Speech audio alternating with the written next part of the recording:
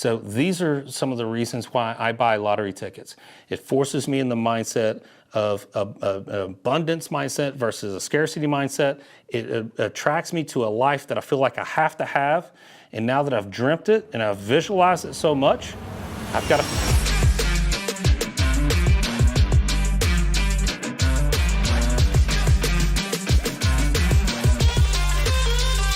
Anytime a lottery is above $300 million, I buy lottery tickets. And again, not an investment strategy. I still buy lottery tickets because I'm training my mind to force myself and dream about what does life look like with $300 million? What do I drive? What type of vacations do I go on? What do I own?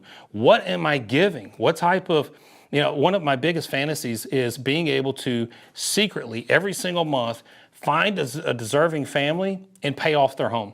Now that takes a lot of capital to just find somebody that's deserving. So one of my favorite shows was Undercover Millionaire, because it was those that have abundance, finding somebody that's worthy, but not letting them know that they have abundance, that they're the average person, because you get treated differently if people know that you have abundance, right?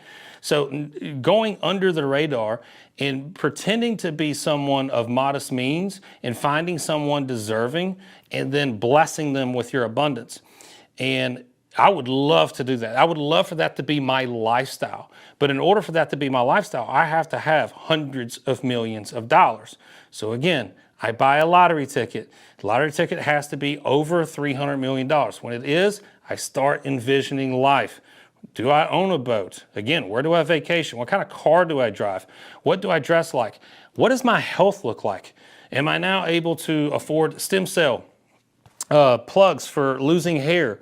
You name it, whatever. I can afford all these things. So it puts me in that realm of this is what life looks like. And I get so attached to it that I'm like, I just can't imagine anything other than that. I've been dreaming about it all day. So I have to have that lifestyle. Well, if I have to have it, who do I now have to become in order to achieve it? So now I have to reverse engineer it. What does my 5-year plan look like, et cetera? So I'll be honest with you. We just did a mastermind this weekend with 10 other students, and I did this myself. I did what's called backcasting. Instead of forecasting, forecasting is like, okay, in the next 5 years, I need to think of step 1 in order to get me to step 100 to achieve what my 5-year plan is. Instead, we do backcasting. Backcasting is, what is goal number 100? What is step number 100? What is the end goal? What is the 5-year plan? And my 5-year plan changes every single year. So now my 5-year plan, instead of thinking about numbers, I'll just talk about it's what you have, what you do, and who you have to become. So what I have in my 5-year plan is I want a house on Rosemary Beach. Not in Rosemary Beach, I want it on Rosemary Beach. I don't want another house in front of me that I have to look at or walk around to get to the beach. I want one on Rosemary Beach.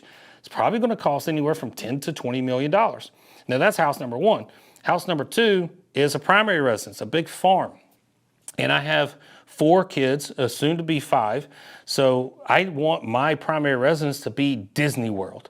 I want my kids, as they grow up, to not want to be away from the house. They want to attract their friends to the house so that I can keep them close with me. My house is the house of fun.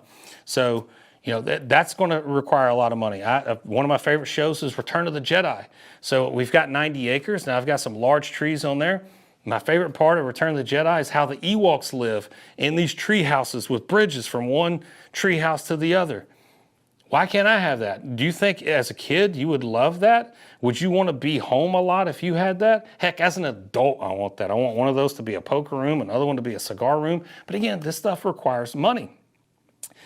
So that's one. I also want a Montana property because I like to elk hunt. I like to fish. So I want to be in Montana for a good part of the year. So these, I basically reverse engineered. This is my 5-year plan. And the reason why it changes is you have inflection points. There are things that arise in business that, okay, had I not had some of the opportunities I have now that would change my 5-year plan, my original plan would have been, okay, in 5 years, I want $100 million. Well, instead, it's no longer 100 million, it's 2 billion, because there are inflection points, opportunities that arise that can really catapult you to the next level. And what I mean by that is, 1850s, when you're training horses and you've got secretariat, okay, you're training horses. Now I need to get from New York to Boston as quick as possible, so I need to get on a really fast horse. But then you have an inflection point in the early 1900s, which is a car. That's an inflection point. Now it forces you to change what that goal is because you hit that inflection point. Maybe we thought we'd have flying cars. If we had flying cars, would things look a little different as far as your inflection points? Absolutely. That's what I mean by inflection points. There are things that could be external or internal factors that drastically alter your trajectory. So there are opportunities and things that we're working inside of the company, including Replace Your Dollar, that has altered that. So now my 5-year plan is significantly larger than it was without that inflection point. So we work from step 100 and reverse engineer it to a daily activity. What has to happen every single day without fail, that if we don't do it, we've moved our 5-year plan out or it just never happens. So that's called backcasting versus forecasting. So these are some of the reasons why I buy lottery tickets. It forces me in the mindset of an abundance mindset versus a scarcity mindset. It attracts me to a life that I feel like I have to have. And now that I've dreamt it and I've visualized it so much, I've got to figure out a way to go out and get it. So I hope this helps. Take care. God bless.